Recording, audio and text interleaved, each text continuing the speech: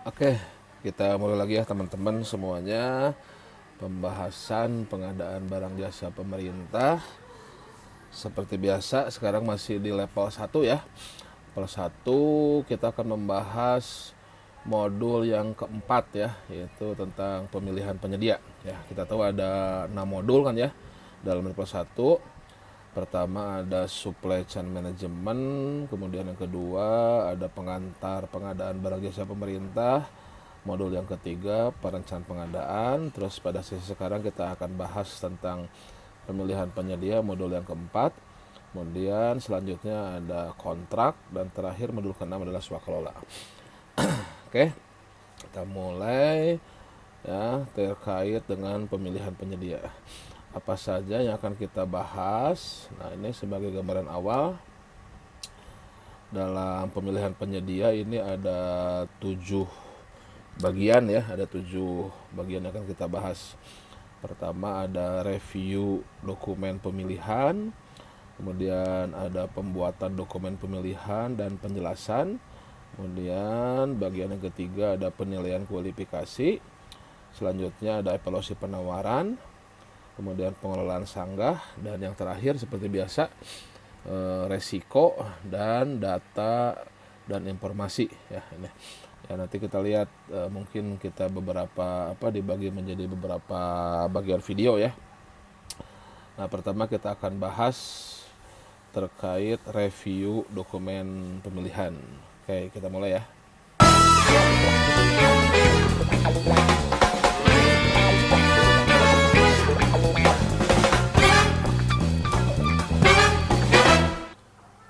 Oke, kita mulai dari slide-nya ya. Slide-nya dari Pusdiklat ya, yang disusun oleh Pak Aldi dan Mbak Yosi ya. Mudah-mudahan yang menyusun modul ini diberikan keberkahan ya, pahala yang berlimpah atas sudah dibuatnya materi yang modul 4 ini ya. Kita lihat apa saja dalam slide kompetensi melakukan pemilihan penyedia barang jasa pemerintah di level 1. Oke, ini latar belakang, indikator tadi sudah ya. Hal-hal yang harus kita kuasai adalah ada review, penyusunan penjelasan dokumen pemilihan, kualifikasi, evaluasi sanggah. Kita mulai dengan review terhadap dokumen persiapan pengadaan barang jasa pemerintah. Nah, ini langkah-langkahnya ya. Pertama ada dokumen persiapan ya, melalui penyedia ya yang dibuat oleh PPK, kemudian direview oleh Pokja pemilihan ya atau pejabat pengadaan yang ada di UKPBJ ya, Pokmilnya. Kemudian setelah direview nanti membuat dokumen pemilihan yang di dalamnya ada metode pemilihan, metode evaluasi penawaran, metode penyampaian dokumen penawaran, jadwal juga ya.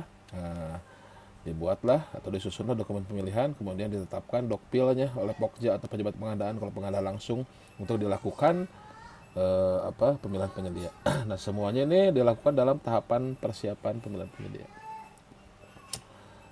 Nah, kita lihat, apa itu review dokumen pemilihan? Apa itu review dokumen persiapan? Adalah aktivitas menelaah dokumen persiapan dari PPK ya, dengan tujuan untuk memastikan bahwa dokumen persiapan mendukung proses pemilihan penyedia barang jasa yang sesuai dengan prinsip-prinsip pengadaan barang jasa dan tentunya sesuai dengan aturan pengadaan barang jasa ya. Kemudian PPK dalam tahapan persiapan pengadaan menetapkan 3 hal besar ya, yaitu spek teknis, HPS, dan rancangan kontrak ya. Ini 3 hal besarnya.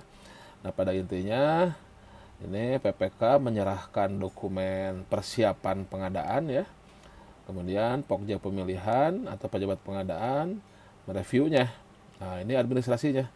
Administrasinya dilampiri ada surat keputusan penetapan PPK agar tidak salah PPK-nya, karena ada kejadian juga PPK-nya double gitu ya.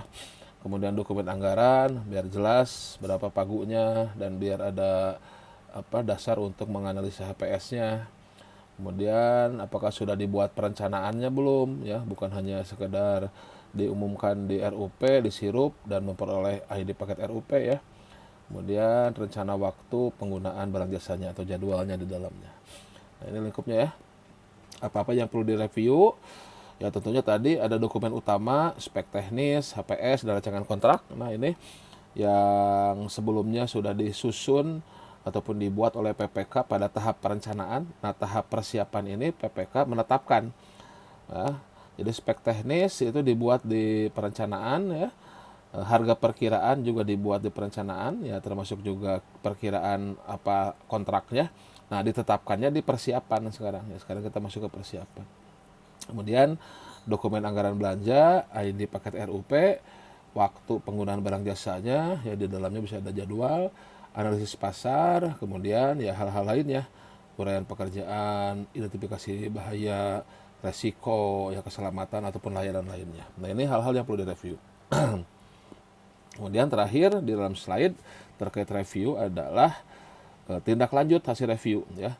Apakah nanti Pokja sepakat dengan PPK, tidak ibaratnya sudah cocok lah gitu ya, hasil reviewnya sudah sesuai ya, atau ada beberapa usulan perubahan dari Pokja kepada PPK.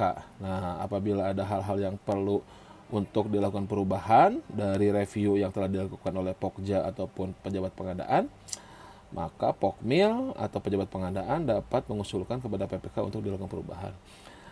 Nah, selanjutnya sampai di sini. Dan nanti kalau ada perbedaan pendapat, nah nanti kalau lihat di modulnya, nah ini bisa dibawa ke PAKPA. Nah ini tindak lanjut review. Dalam hal terdapat hal-hal yang perlu untuk dilakukan perubahan berdasarkan review yang telah dilakukan, maka Pokja pemilihan atau pejabat pengadaan mengusulkan kepada PPK untuk dilakukan perubahan. Apabila PPK menolak usulan yang disampaikan Pokja, ya maka ketidaksepakatan ini disampaikan kepada PAKPA untuk diputuskan. Nah nanti PAKPA ini yang memutuskan bagaimana terhadap hasil reviewnya. Nah itu dari slide dan dari modulnya. Kita coba review ulang lagi ya secara keseluruhan ya. Nah kita bahas ya. Nah dalam review dokumen pemilihan. Nah ini, jadi pertama ada 3 hal ya yang harus ditetapkan oleh PPK ya pada tahapan persiapan pengadaan ini, yaitu spesifikasi atau KAK bila konsultan ya, HPS dan rancangan kontrak. Nanti kita bahas apa yang harus direview ya. Kemudian dokumen-dokumen lainnya, administrasi dan tambahan lainnya. Pertama ada SKPPK, dokumen anggaran belanja, RKAK-LPD, surat persetujuan PA ya. Apabila ada persiapan dan pemilihan yang mendahului persetujuan RKAKL atau RKAPD oleh DPRD atau DPR oleh DPRD. Kemudian ID paket RUP dari sirup ya. Kemudian rencana waktu penggunaan, analisis pasar dan lain-lainnya ya, uraian pekerjaan, identifikasi bahaya resiko, keselamatan bila diperlukan ya, layanan lainnya bila perlukan. Nah, kemudian usulan perubahan ya bisa menolak PPK maka dibawa ke PAKPA. Nah, kita bahas satu persatu ya, terutama 3 hal ini ya. Apa yang harus dilakukan oleh Pokja pemilihan atau pejabat pengadaan dalam mereview ya. Pertama, mereview spesifikasi atau kerangka acuan kerja. Nah, ini sesuai dengan Perpres 16 tahun 2018 dan perubahannya, Perpres 12 2021. Hal-hal yang perlu direview dalam spesifikasi atau KAK tentunya menyesuaikan dengan pasal 19. Ada kata kunci TKDN, SNI, berkelanjutan, UMK Koop, ataupun menyebut merek. Kita lihat ya, pasal 19 ataupun masalah spek apa saja. Nah ini, kita cek ketentuan penyusunan HPS sudah sesuai belum dengan pasal 19 dalam Perpres 16 ya. Nah, pertama terkait penggunaan produksi dalam negeri. Ya. Ini sudah memastikan kebutuhannya memang bisa dipenuhi oleh produksi dalam negeri tidak ya. Nah, kalau memang bisa dipenuhi oleh PDN tentunya ya speknya harus ke PDN ya. Dan PDN pun kalau memang sudah ada yang ber-TKDN plus BMP-nya sama atau di atas 40%, maka wajib itu digunakan barang tersebut ya. Kemudian boleh impor, boleh kalau belum ada di dalam negeri barang jasanya yang dibutuhkannya tentunya ya. Atau produksi dalam negerinya belum mencukupi. Tapi tentunya dengan melihat kembali kebutuhannya, apakah betul ini kebutuhannya hanya bisa dipenuhi oleh produk impor ya. Apa tidak bisa kita melakukan value engineering ataupun rekayasa ya agar bisa dipenuhi oleh produksi dalam negeri. Kemudian lihat kalau nanti mempertandingkan PDN dan di dalamnya ada TKDN, apakah nanti akan menggunakan preferensi harga ya dalam tendernya. Nah, itu pertama terkait PDN, sudah disiapkan belum dalam speknya ya. Kemudian apabila ada standar Indonesianya, maka gunakanlah SNI ya.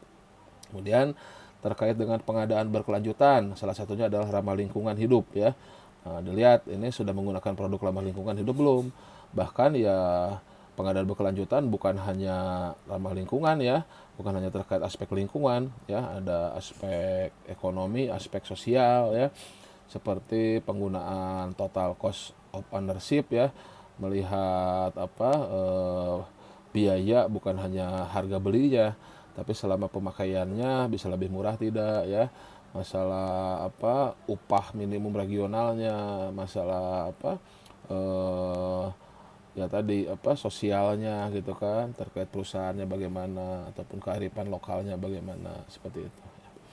Kemudian yang terakhir adalah usaha mikro kecil yang dari hasil PDN. Nah, ini sudah memberdayakan usaha mikro kecil enggak ya, sepanjang tersedia dan mencukupi. Nah, itu ketentuan terkait penyusunan spek. Apakah spesifikasi yang dibuat oleh PPK sudah sesuai dengan aturan tidak? Nah, itu di review, tuh dicek. Kalau belum PDN, lihat kebutuhannya gitu kan. Nah, apakah bisa nggak dipenuhi oleh PDN? Apakah betul-betul harus impor ya? Kalau PDN, lihat ini sudah menggunakan TKDN atau belum, standarnya, ramah lingkungannya, dan usaha mikro kecil koperasi. Nah, kemudian terkait penyebutan merek, ini ketentuan penyebutan merek. Kalau PPK nyebut merek, ini boleh tidak? Nah, ini penyebutan merek di dalam Perpres 16 itu hanya untuk komponen, hanya untuk suku cadang, hanya untuk bagian dari sistem existing, dan barang jasa dalam katalog elektronik atau toko daring ya. Kalau untuk tender cepat ya boleh-boleh saja kalau memenuhi tadi yang di atas tadi ya, bukan tender cepat, tender ataupun metode-metode lainnya ya, kalau memang untuk komponen, untuk suku cadang, untuk bagian dari existingnya sudah ada ya, nah, silahkan bisa menyebutkan merek, silahkan ya. Pada lebih mendasarnya, kalau memang kebutuhannya hanya bisa dipenuhi oleh satu merek, maka silahkan bisa menyebutkan merek. Nah, itu hal-hal yang harus direview di dalam spesifikasi ya, dalam review spesifikasi ya. Tuh. Kemudian HPS. Nah, HPS yang sudah ditetapkan apa saja yang harus kita review. Nah, pertama, telah cukup sesuai dengan spek teknis KAK dan ruang lingkup pekerjaan. Dalam artian speknya tinggi ya berarti lihat harga pasar pasti tinggi juga kemungkinannya, mencukupi nggak nih gitu kan. Jangan sampai pengen spek tinggi tapi HPS-nya rendah gitu kan. Kemudian nah nanti harga satuannya itu diperoleh dari data informasi yang terkini. Kemudian membandingkan paket yang sama pada paket yang berbeda ya, pada paket yang berbeda. Oke, pada berbeda paket lah itu ya. Kemudian komponen atau unsur pembayaran pada uraian pekerjaan telah sesuai dengan spesifikasi teknis KAK dan ruang lingkup pekerjaan. Ya intinya item-item dalam HPS itu memang sesuai dengan yang dibutuhkan dalam spesifikasi.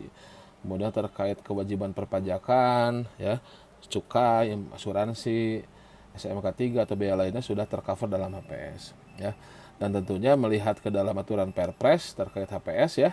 Nah, ini ketentuannya apa saja, nah, ini sudah termenuhi belum, dihitung secara keahlian, datanya update, tidak dapat dipertanggungjawabkan, kemudian juga nilai totalnya yang hanya diumumkan, rinciannya rahasia. Nah ini ya. Nah, kemudian untuk PBJ sampai dengan 10 juta ya tidak perlu HPS, e-purchasing juga tidak perlu HPS, dan pekerjaan integrasi juga tidak perlu HPS. Kemudian harus update ya 28 hari kerja sebelum pemasukan. Kalau sebelum pemasukan prakualifikasi, dokumen prakualifikasi. Kalau pasca berarti sebelum pemasukan penawaran 28 hari kerja. Nah, itu ketentuan-ketentuan yang harus kita cek ya dalam review HPS. Oke. Kemudian kita cek rancangan kontraknya, kita review nih ya. Nah, kontraknya sudah sesuai dengan lingkup pekerjaan enggak ya? Pada intinya kan dokumen kontrak itu kan dokumen resiko ya. Nah, lingkup pekerjaannya sudah tercover semua belum? Kemudian secara administratif sudah lengkap belum? Ada naskah perjanjian, syarat-syarat umum, syarat-syarat khusus, ketentuan uang muka, ketentuan jaminan ya. Kemudian juga ya tentunya hal-hal teknis lainnya ya, terkait barang jasanya munculkan ya dalam syarat-syarat khusus. Kemudian juga seperti apa pengenaan sanksi, denda, kalau perlu ditambahkan silahkan tambahkan. Ataupun terkait penyelesaian sengketa exit strategi, nah itu tuangkan. Kemudian juga sertifikat garansi untuk barang. Kalau barang impor bagaimana mekanismenya ya? Apakah ada potensi untuk keterlambatan juga? Dan penyesuaian harga kalau multi use. Nah, dicek ya, direview ini dalam rancangan kontrak. Nah, itu yang bagian besar ya, Pokja pemilihan atau pejabat pengadaan. Kalau pengadaan langsung harus dicek hasil dari PPK yang ditetapkan PPK, yaitu spesifikasi teknis atau KAK, HPS, dan rancangan kontrak.